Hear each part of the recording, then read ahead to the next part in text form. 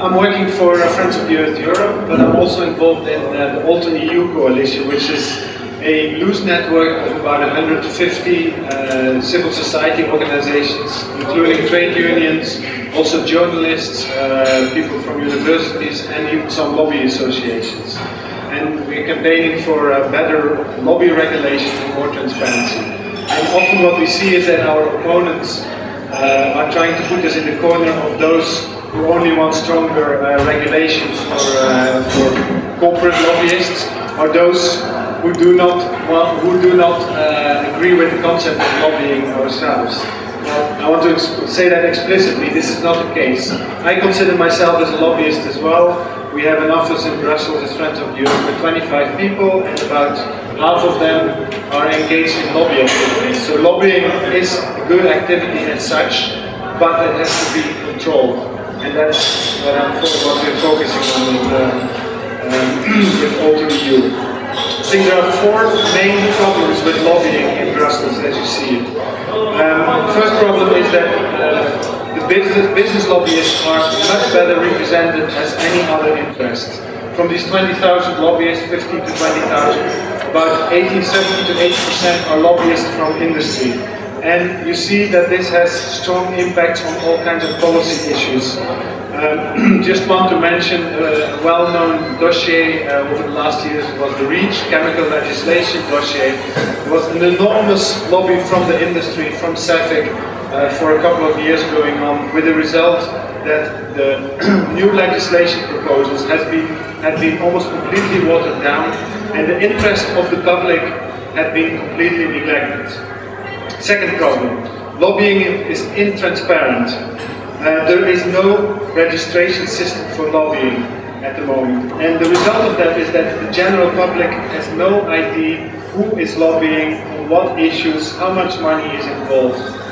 To give a couple of examples also, some of the big lobby firms which are active in Brussels, which are companies like Börsen-Marsteller, Weber Schendvik. We asked Börsen-Marsteller, who is actively advocating itself as a transparent lobbyist, we asked them a simple question: who are you working for, how much money is involved in it, and what topics are you lobbying for? They refused to give the answer. They said, well, you only want to use that information to basically ask us nasty questions.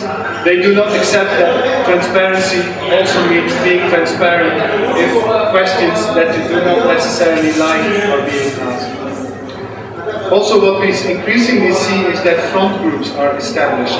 An example last year was an organization called Cancer United, and it was put into the market, into the media, as an initiative which came from patient groups, doctors, and other people which are concerned with health issues. The Guardian in the UK did some research, and then they found out that the whole initiative was set up by Weber Schendvik and was paid by one of the biggest pharmaceutical companies in the world. Also, the research that they based the campaign on was another research done by a university, I think in Sweden, which was again paid by the same pharmaceutical industry. So what you see is an initiative which tries to look like public from the bottom up, but in reality it is orchestrated by companies like Pfizer in this case. So we need to test the credibility of such kind of initiatives. It needs to be, the information who is behind an initiative needs to be clear. Third problem, a lot of lobbyists, corporate lobbyists have preferential treatment. Jens has been mentioning already the expert groups, if you refer to the 3,000 expert groups. We've been doing some research lately on that. And then it turns out that a lot of these expert groups are completely dominated by corporate lobbyists, while NGOs or civil society groups are hardly represented. The fourth problem, revolving doors, which is that EU officials are moving to the lobby sector, usually corporate lobbyists, and because of their access to their former colleagues, because of the knowledge of the dossiers, they have kind of privileged access to the decision making. One of the, again, a very clear example that happened last year. A person who was going to be responsible within the Commission for the for the court case that the Commission has with Microsoft on an amount of 800 million euro. This person asked for a sabbatical. The sabbatical was granted, and the person now works for a big lobby firm which is advising Microsoft on cases dealing with competitiveness.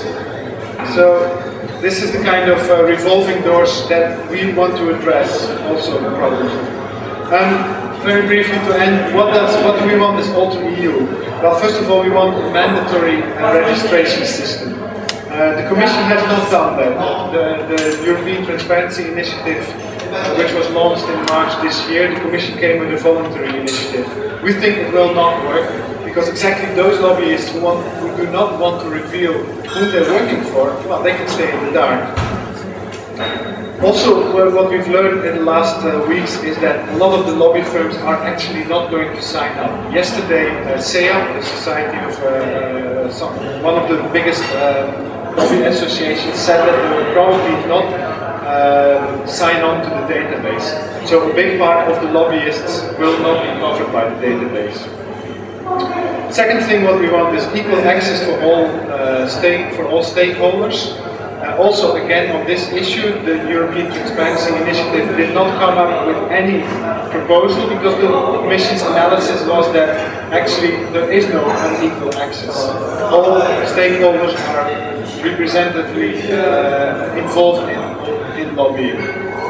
And the third thing is on these revolving doors, we are asking for a cooling off period of 3 years, which means that the person who works for the Commission cannot work for a lobby firm or a company on exactly the same issue that he or she was working on while they were in the Commission for a period of 3 years, 2 years. I think that's up for debate. So these are the main points that we want. The concept of transparency.